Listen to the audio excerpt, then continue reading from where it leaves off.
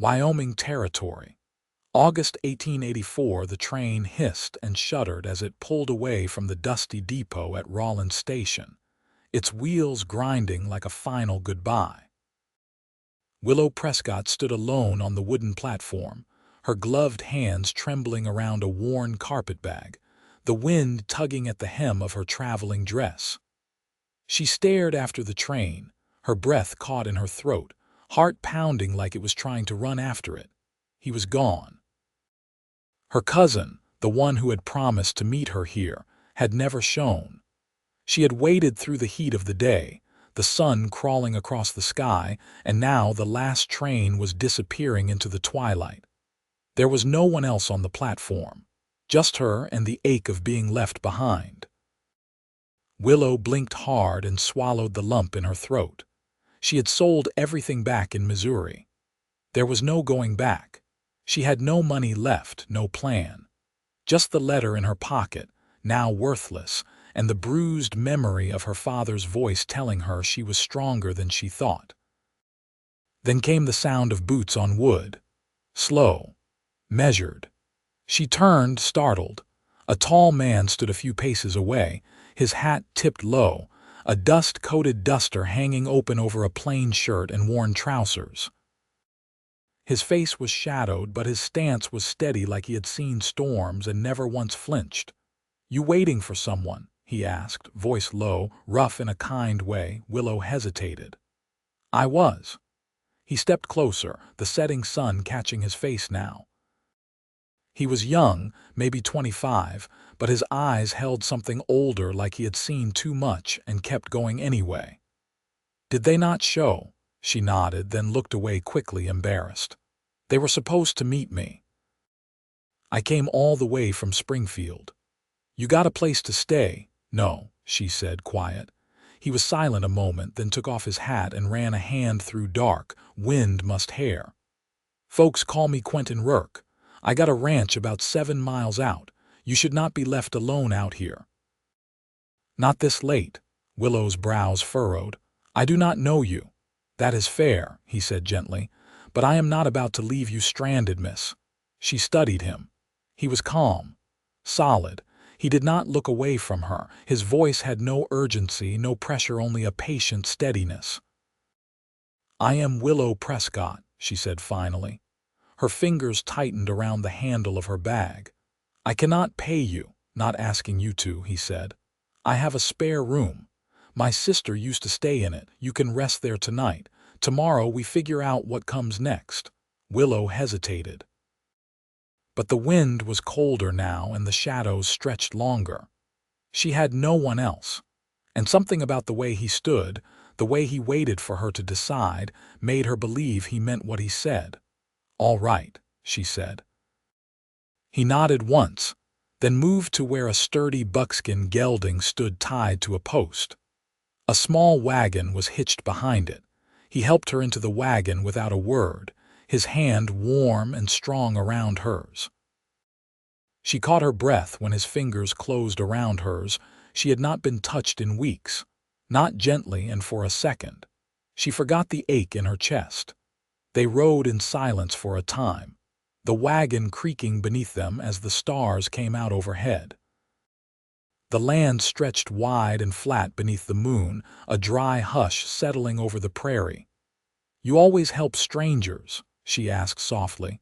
"No," he said, "but you looked like someone who needed a hand."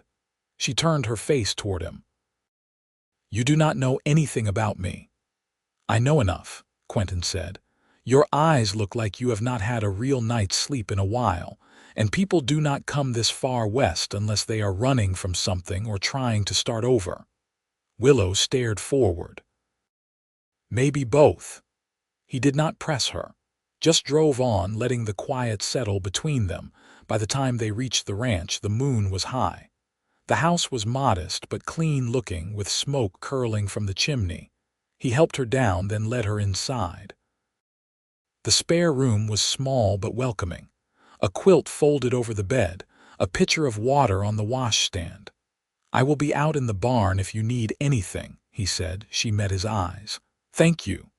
He gave her a small nod, then turned and walked out. Willow stood there alone, her bag at her feet. She had nothing, no plan, no family left, but she had a roof over her head for tonight. And a cowboy with quiet eyes had offered her his hand without asking for anything in return. She lay down without undressing, too tired to do more than pull the quilt over her. But as she closed her eyes, the weight in her chest felt a little lighter. Maybe, just maybe, she had been found. Morning came with the smell of coffee and bacon. Willow sat up slowly, brushing her hair out of her face. She washed quickly, then stepped out into the hallway. Quentin was at the stove, his sleeves rolled, his movements practiced and quiet. He looked over his shoulder. "Morning," he said. "Hope you like eggs." She nodded, a little surprised. "You cook?" "Someone has to," he said with a faint grin. "Been on my own out here a while." They ate in companionable silence, and when she offered to wash the dishes, he let her. Afterward, he took her outside, showing her the barn, the pasture, the horses. He pointed out the low hills where the cattle grazed. The sky stretched wide above them. "You could stay," he said suddenly. "Just until you figure out where you are going. I could use an extra hand keeping the ledgers. You seem smart." Willow looked at him, caught off guard. "You do not even know me." "I know you are not helpless," he said. "And that you are honest." She flushed, unsure how to answer. "It is not charity," he added. "You would be earning your keep." She looked out at the land, then back at him. "All right."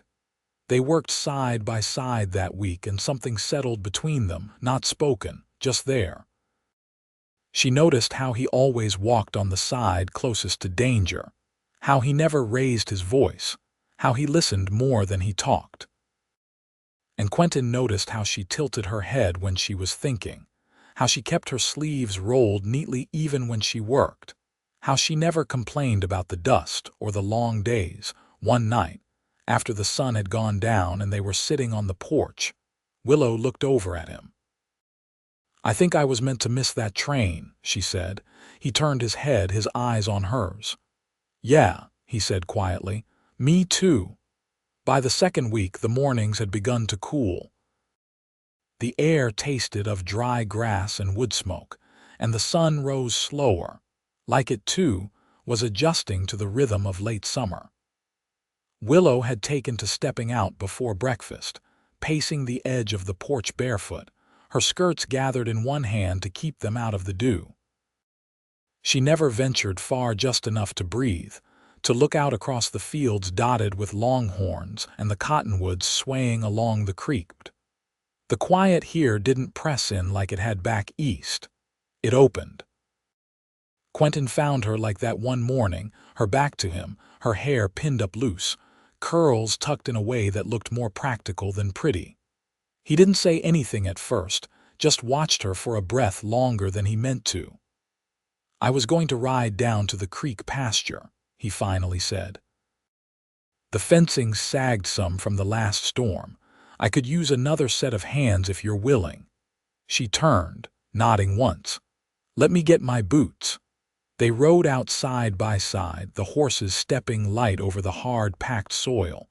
The sun was still low, painting the hills in a golden wash. Quentin's gelding kept glancing toward Willow's mare, ears flicking forward, curious but calm. "How far does your land go?" she asked after a while. He adjusted the reins, eyes scanning the horizon. "Far enough to keep me working sunup to sundown. My father staked it near 20 years ago. Took the better part of a decade to clear enough to run cattle." "Did he leave it to you?" "I took it after he passed," he said. "My sister had married by then, moved up north near Fort Washakie." He glanced at her. "You have any?" Willow shifted in the saddle. "No, just me now." He didn't press. Only tipped his hat against the sun and rode on. At the fence line, she held the post steady while he pulled the wire taut and hammered in new staples. Sweat gathered at the back of his neck, dust sticking to his forearms. She worked without complaint, her blouse already stained from where the rails had rubbed against her ribs. "You pick things up fast," he said, passing her the next coil of wire. I watched my father build a pen once, she said, brushing her sleeve across her brow. He did it all wrong. Took it apart the next day. I remember thinking I'd have done it better. Quentin gave a short, quiet laugh. Sounds like you would have. When they finished, they sat in the shade of a juniper tree and shared the bread and dried apples he'd packed. She leaned her back against the trunk, legs folded beneath her, and tilted her face to the breeze. "What made you come west?" he asked, not looking at her. Willow was quiet a moment. "Then, my mother died 2 winters ago. My father passed the spring after. There wasn't anything left in Springfield but a house too big and too quiet. My cousin wrote, said I could teach at the school in Medicine Bow. Gave me a name to ask for, but no one at the depot knew it. No one ever came." Quentin let the silence stretch, respectful, not filling it with pity. When she looked at him, he was turning a blade of grass between his fingers. "I'd have done the same," he said. "Better to start over than sit still in a place that's gone hollow." She looked down at her lap. "It's strange. I barely know you, but I don't feel like I have to explain myself." "You don't," he said. "You're here. That's enough." The wind rustled through the juniper branches, and she felt something settle in her chest, not heavy like before, but steady, like the earth beneath them. That evening, after they rode back, Willow lingered in the barn, brushing down her mare while the sky turned soft and orange. Quentin came in after stabling his gelding, pausing when he saw her still at work. "She's spoiled now," he said, folding his arms. "Gonna expect that every night." Willow looked over her shoulder, her eyes catching the last of the light. "She deserves it. She got me here." He stepped closer, picking up the curry comb she'd set down. "You ever think about staying longer?" She didn't answer right away. Instead, she reached for the bridle, hanging it back on the peg. "I don't know what I'd be here." Quentin brushed the mare's flank, his strokes even.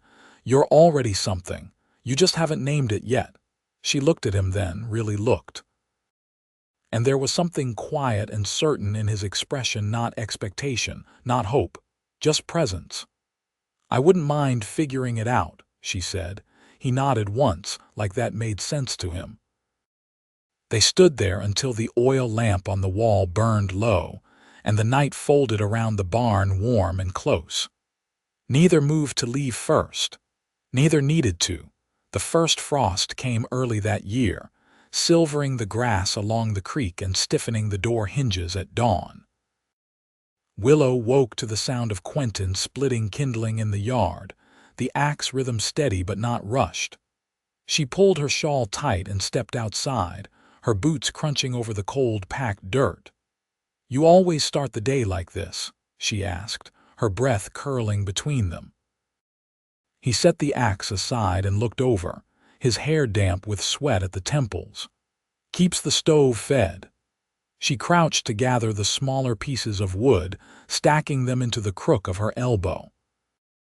"And here I thought you just liked the sound of it." He gave a quiet laugh and picked up the bundle she couldn't carry. "You up for riding into town tomorrow?" Willow straightened. "What for?" "Supplies. Post. You've been here near 3 weeks, haven't had a word from anyone. Thought you might want to write." She paused, then shook her head. "No one left to write to." Quentin didn't press. He just nodded once and carried the wood up to the porch. Inside, the stove threw a gentle heat across the kitchen floor. The windows fogged slightly at the corners, the glass trembling in the wind. Willow laid the kindling beside the hearth and stirred the coals to life with practiced hands. She didn't speak again until the kettle began to hum. "You said your sister lives near Fort Washakie," she said. "You ever think about going that way?" He leaned against the doorframe, arms crossed. "Thought about it. She's got her own life now. Husband runs freight for the Army. They've got 2 boys full of noise. I wouldn't fit in." Willow poured water into the tin mugs, setting one down for him. "You ever want that?" He looked at her for a moment before answering. "Used to think I did. Then the war came. Then Ma got sick. Life just kept happening, never left much room for thinking about anything else. She nodded slowly, her own mug warming her hands. "I was supposed to marry someone," she said after a pause. "Back in Missouri, he owned a dry goods store, polite, careful with his words. My father liked him." "What happened?" Quentin asked. "He married someone else," she said simply. "Didn't tell me. I found out at the market when I saw her wearing the brooch I gave him to give his mother." Quentin didn't say anything, just looked at her with a kind of stillness that made her feel less foolish for telling it. She sipped her tea. "You ever been close to marrying?" "No," he said. "I've known some kind women, but nothing ever held." She set her mug down. "Maybe it's the wrong time for people like us." He watched her a long moment. "Or maybe it's the right time. Just the wrong place." The next day, they rode into Medicine Bow under a pale sun, the wind cutting sharper through the cottonwoods. The town was small but busy, wagons rolling through with crates of feed and flour, the blacksmith hammering something bright into shape. Quentin tied the horses near the general store while Willow stepped carefully through the slush and wood chips that lined the walk. Inside, the air smelled of kerosene and pine soap. She wandered the shelves while he checked the order list with the shopkeeper. Her fingers hovered over a bolt of calico, dark blue with tiny white flowers. She didn't need it, not really. But she touched the fabric anyway, letting the texture rest beneath her hand. "You should get it," Quentin said behind her. She turned, surprised. "It's not on the list." "It's not supposed to be," he said. "It's for you." She opened her mouth to object, but he continued. "You've been working hard. You've earned something that's just yours." Willow looked at him, then at the cloth. "What would I even wear it for?" "You'll find a reason," he said. That evening, as the wind howled outside and the fire crackled low in the hearth, she sat at the table cutting the fabric into panels. Her needle moved slow but sure, the stitches clean and even. Quentin sat nearby, whittling a piece of juniper into something small and curved. He hadn't told her what it was yet. She glanced up once, catching the way he watched her hands move, not with impatience but with reverence, like the quiet between them had been earned. "Did you always plan to stay here?" she asked. He met her gaze. "Didn't plan much at all, just kept putting one foot in front of the other. Then you showed up." She set her needle down. "What does that mean?" He hesitated, then leaned forward slightly, his voice lower now. "Means I started thinking about what it might feel like to stop moving." Willow didn't answer right away. She reached for her thread again, but her fingers lingered, resting on the fabric. "Maybe I'll finish this dress," she said, "and wear it to supper one night." She didn't look up, but she heard the hitch in his breath before he said, "I'd like that." And beneath the steady wind outside, something shifted between them, nothing loud, nothing sudden. Just the first sure step toward a life neither of them had been looking for, but both had now begun to trust. Snow came in early November, quiet and certain. It settled over the hills in slow drifts, burying the last of the scrub grass and dusting the tops of the fence rails. Willow stood at the parlor window just after dawn, the hem of her new dress brushing her ankles, the stitches still fresh beneath her fingers. The blue calico caught the pale light, and though her shoulders were tense with uncertainty, she did not turn away from the glass. Quentin was out in the barn, and she could hear the soft clatter of his boots against the plank floor, the muffled snort of a horse being saddled. She didn't know if he'd noticed the dress, but she wore it anyway. At breakfast, he didn't comment at first. He ladled stew from the pot, set her bowl in front of her like always. Then, as they sat down, he glanced up. "That turned out nice on you," he said. She felt the warmth creep up her neck but didn't look away. "It's the first thing I've sewn in 2 years. Looks like it remembers your hands." They ate quietly after that, the familiarity between them no longer new but no less gentle. The fire popped in the stove, and outside the wind had calmed. Later, Quentin hitched the wagon and asked her to come along to check the cattle near the North Ridge. She gathered her shawl, pulled on her gloves, and climbed up beside him. The air was sharp, but the sun held some strength, and the snow sparkled like crushed glass across the fields. As they rode, he pulled the collar of his coat up and said, "You ever miss the sound of a city?" Willow shook her head. "Not the sound. Sometimes I miss the way people passed close by, the way your elbow might brush someone else's in a crowd. Felt like proof you were part of something." He nodded, rein slack in his fingers. "Out here, the quiet can feel heavier, like it's waiting for you to fill it." They crested the ridge, and he pointed where the cattle had gathered in the lee of a rock outcrop.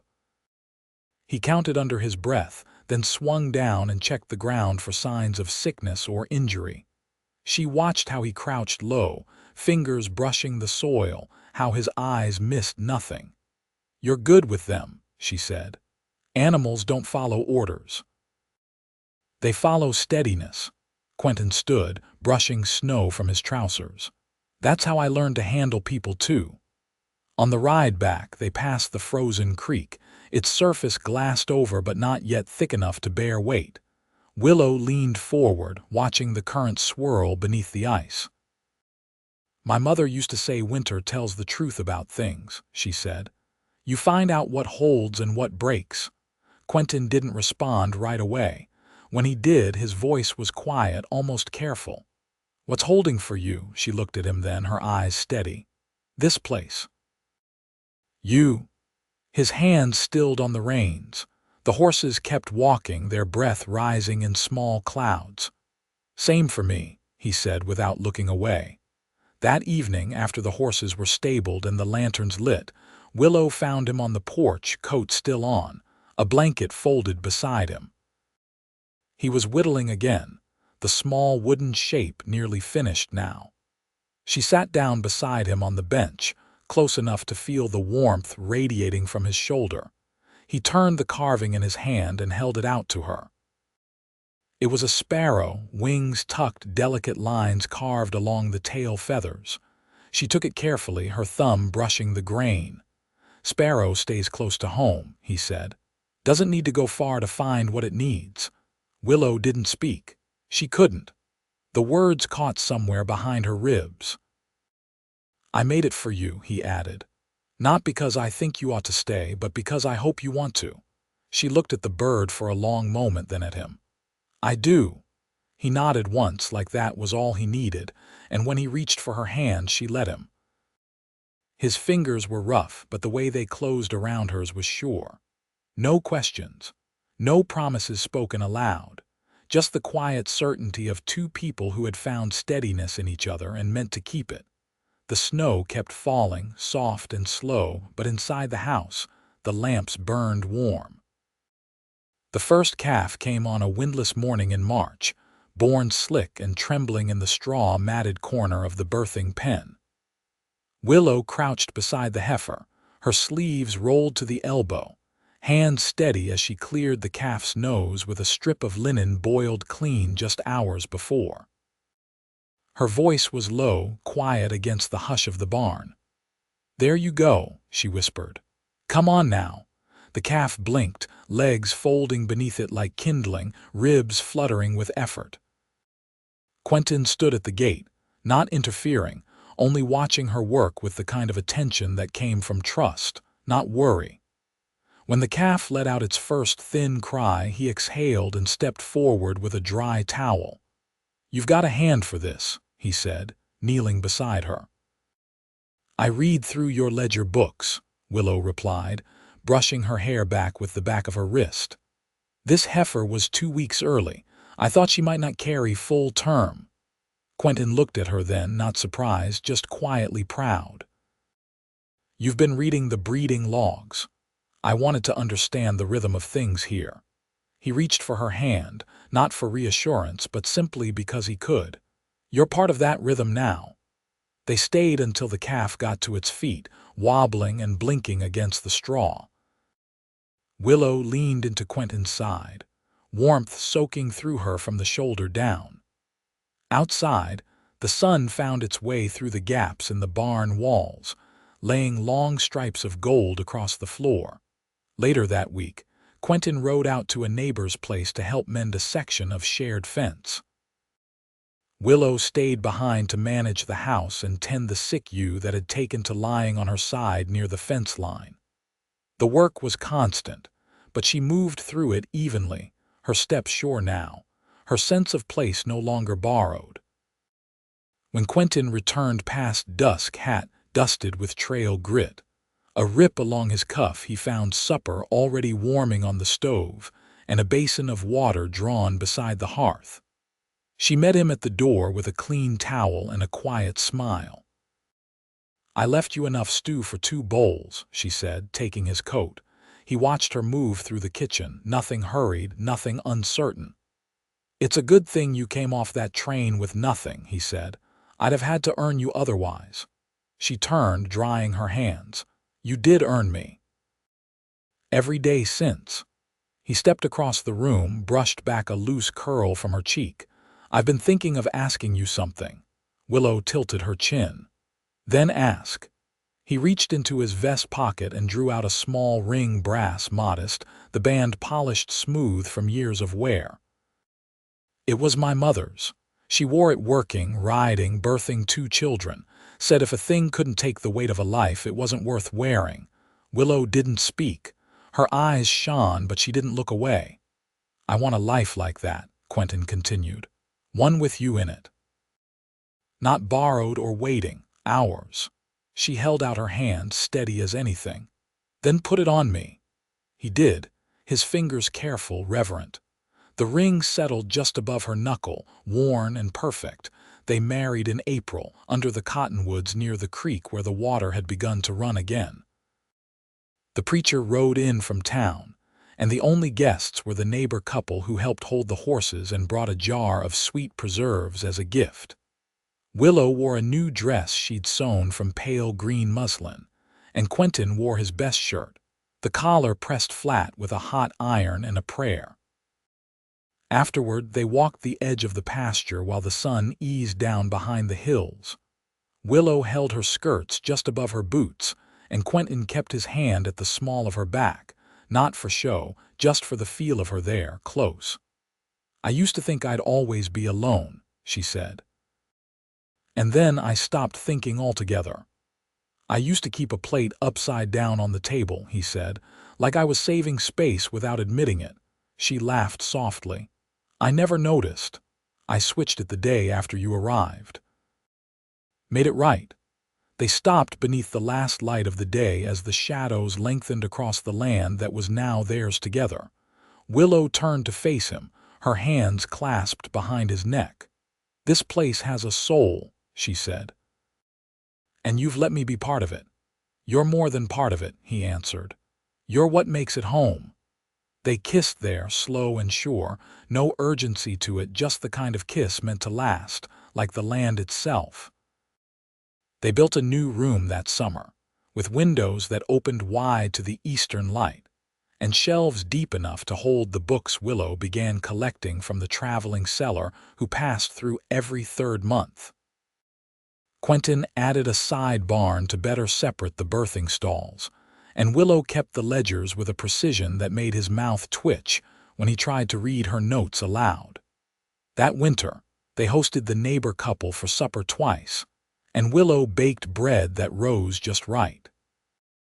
She filled the parlor with dried herbs and stitched new curtains from a bolt of linen Quentin bartered for with a calf in the evenings. They sat close by the stove, her feet tucked beneath his legs, his hand resting on her ankle like it belonged there. They read by lamplight, or not at all. Sometimes they just listened to the wind press against the walls and said nothing. They never spoke of what might have been, only of what was and what would be next. Years passed. The ranch held. The soil stayed kind. A child came, then another. Both born in the same room where Willow had first slept alone with the weight of a broken promise and a stranger's kindness. Only now that stranger was her husband and the weight was love. They grew old together with the land, quietly, steadily, and never once alone again.